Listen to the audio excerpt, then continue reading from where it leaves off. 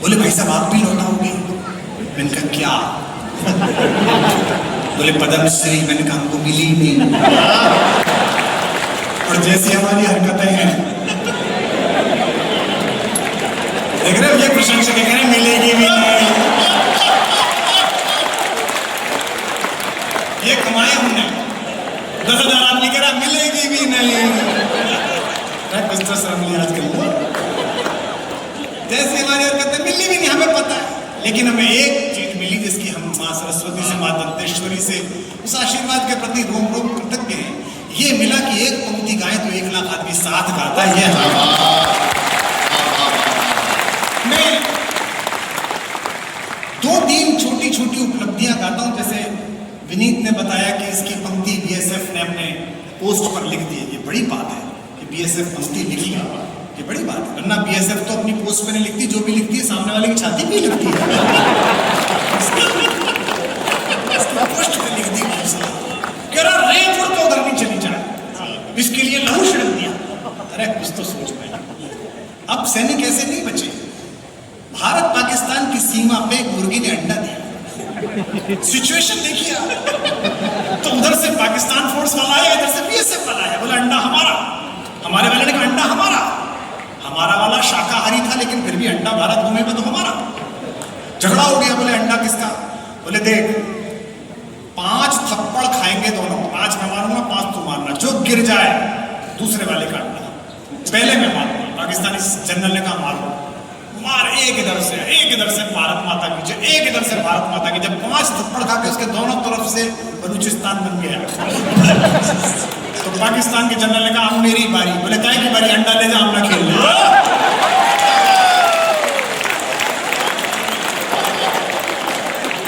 अपन तो वैसे भी पाने हैं शाकाहारी आदमी, क्या लड़ना छोटी छोटी चीजों में। इसने उपलब्धि भी क्या बताई? बोले उसको वो छिड़क दो। यार कैसी कैसी बातें करता है, मुझे बड़ा आश्चर्य होता है इस पर। 2-3 छोटी उपलब्धि हैं जिन पर मैं गौरवान्वित हूं कि अच्छा हो गया जीवन में। एक उपलब्धि तो यह है कि 500 वर्ष के संघर्ष के बाद जब छत्तीसगढ़ का भांजा राम अपने विग्रह में अयोध्या में पधारे,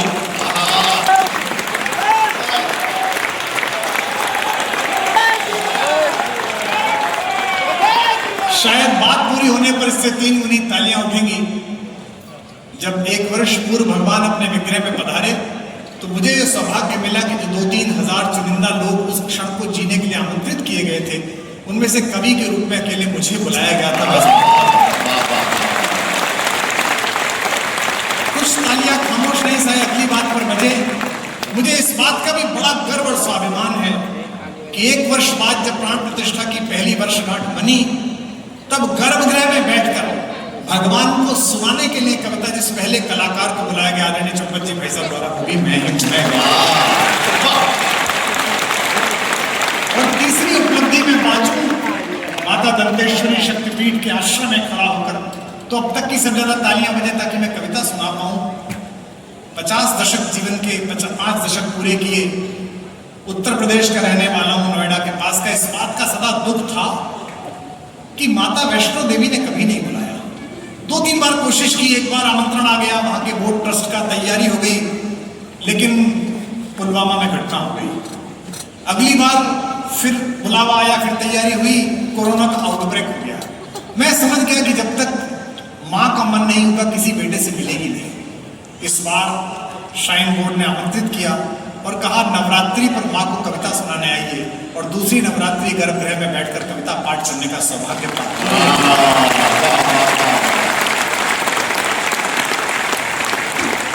जब मैं जा रहा था तो मैंने सोचा कि मैं अगर प्रचलित भजन सुना दूंगा तो मैं किस बात का कवि।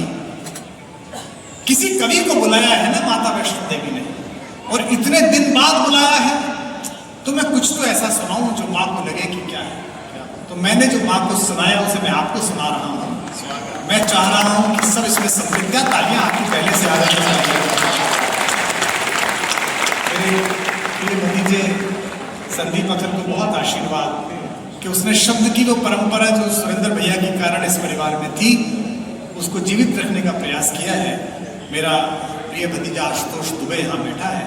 पर मैं एक छोटी सी बात सत्ता के सम्मुख कह दूं, मैं तब कहकर भी गया था, विजय जी थे, मुख्यमंत्री जी से भी मैंने कहा था, कवि तो अपनी कविताओं के कारण लोगों के हृदय में जीवित हो जाता है, लेकिन सत्ता की भी जिम्मेदारी है कि उस कवि की स्मृति को चिरस्थायी करने के लिए अपने साधनों से कुछ ऐसा काम करे ताकि वो जीवित रहने का काम कर सके। निश्चित रूप से जहां वो रहते हैं उस रोड का नामकरण हो, जिस गांव में वो पैदा हुए हैं वहां कोई आप स्थिति करें, और कुछ भी न कर सकें तो ऐसे नवोदित छत्तीसगढ़िया कवियों के लिए कम से कम 1 लाख 2 लाख रुपए का वार्षिक सुरेंद्र दुबे छत्तीसगढ़ी पुरस्कार तो आप घोषित करें। कर सकते हैं। उसमें तो कुछ जाना भी नहीं है, पुलिया का ही जाएगा, सड़क का भी नहीं जाएगा, बहुत छोटा सा। हम ना कर पाए तो इससे कह देना नमित से हमारा पेमेंट कम कर देगा, उसमें से कर देना। क्या बात है, पर कर दीजिए, तालियां जोरदार होनी चाहिए इस बात पे। और इसलिए कर दीजिए कि वो कवि था। भाजपा वालों आप तो इसलिए कर दीजिए कि क्या हिम्मती कवि था कि मंच पर खड़े होकर उसने कहा कि मैं अंतिम सांस तक भाजपा रहे इसके लिए कविता पढ़ता हूं। ऐसा कहने का साहस चाहिए था। हम तो ये नहीं कह सकते, मैं तो मतलब नहीं, तुम रहो मत रहो। वो 3 सीट पीछे हमारा बैठा है जुनेजा, जिस दिन वो आगे आ जाएगा उस दिन फिर हमको बुलाएगा, क्योंकि जो बैठा है पीछे तब भी हम उसके आदमी हैं। तो हो गए। मैं एक कविता आपको सुनाता हूँ। मैंने वैष्णो देवी जी को क्या सुनाया वो मैं सुना रहा हूँ, निवेदन करता हूँ, प्रयास करता हूँ। कोई हिले ना, ये बाजीगरी, ये डमरू बजाना, ये तालियां बजवाना हम कर लेंगे, 36-37 साल हो गए यही करते करते, लेकिन अब कविता पढ़ रहे हैं उस राम के लिए जो आपकी एक बेटी की गोद से विश्व को मिला, कौशल्या की गोद से मिला। राम को 2 माएं मिली, आश्चर्य की बात है, दोनों माएं छत्तीसगढ़ ने दी, एक कौशल्या और एक शबरी, दोनों माताएं आपके दी। पहली पंक्ति पर जाग जाए पूरा रायपुर और महोत्सव हो जाए, जब समापन हो तो लगे कि महोत्सव है। और मंच के कवियों से प्रार्थना है जागृत रहो, वरना मैं सुबह तक सुनाऊंगा। ये ऐसे बैठे जैसे इन्होंने मतदान कर लिया हो। जब शपथ की लिस्ट आती है ना राज्यपाल के, किस किस को फोन पहुंचा, तो जिनके फोन पहुंच गया वो ये है, और जिसका नहीं पहुंचा मनोज साहब वो हम हैं। कि भवानी पंक्ति आ रही है पहली, मैंने वैष्णो देवी जी के द्वार पर खड़े होकर कविता पढ़ी थी। पूरा सदन अगली पंक्ति पर साथ गाएगा और तालियों का शोर बरपा हो जाए तो मैं गीत सुना पाऊं। कि भवानी सुन लो राम कहानी, भवानी सुन लो राम कहानी, भवानी सुन लो राम कहानी। मैं ऐसे सुनाऊंगा नहीं जब तक सबकी आवाज नहीं आएगी। भवानी सुन लो राम कहानी, भवानी सुन लो राम कहानी। रोज नहीं लगती है लेकिन है ये परम पुरानी। वहां मिले आपकी। रोज नहीं लगती है लेकिन सती बनकर सुन नहीं पाई थी आप, पार्वती बनकर सुनी आपने शंकर जी से। मैं इस प्रतीक को एक पंक्ति में गढ़ दूं तो अब कवि को तालियां देना, अब तक तो आपने सब चीजों को तालियां देना। रोज नहीं लगती है लेकिन है ये परम पुरानी, वही कहानी एक जो तुमने, मेरा मन मत तोड़ना, हाथ बात कर इस बार अगली पंक्ति पर। वही कहानी एक जो तुमने 2 जन्मों में मानी, भवानी सुन लो भवानी, भवानी क्या कहानी है कि माता पिता का मान, भाइयों के स्नेह की गाथा, माता पिता का मान, भाइयों के स्नेह का मानक। थोड़ा सा मुझे याद कम है इसलिए पढ़नी पड़ रही है। मात पिता का मान, क्या ये क्या कह रहा था कि त्रेता में ले आएंगे योगी जी? अरे सतयुग आ गया, एक जगह विष्णु, एक जगह मोहन, एक जगह भजन, और तीनों को मठ में समेट तो योगी। क्या ले गए तुम? और उपराष्ट्रपति भवन में राधा कृष्ण के भवानी सुन लो, के मात पिता का मान, भाइयों के स्नेह का मानक। कविता सुना रहा हूं तो कविता की लाइन है ना।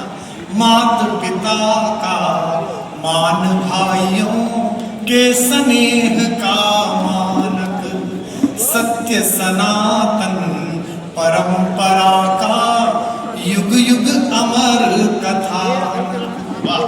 इसको गाकर धन्य हुई ऋषि वाल्मीकि की वाणी।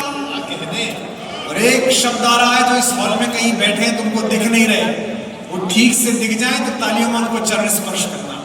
इसको गाकर धन्य हुई ऋषि वाल्मीकि की वाणी, इसकी महिमा इसकी गरिमा, इसकी महिमा इसकी गरिमा, बजरंगी ने जानी भवानी।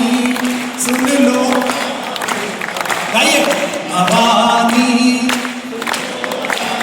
आवाज भी आई, भवानी सुन लो राम कहा।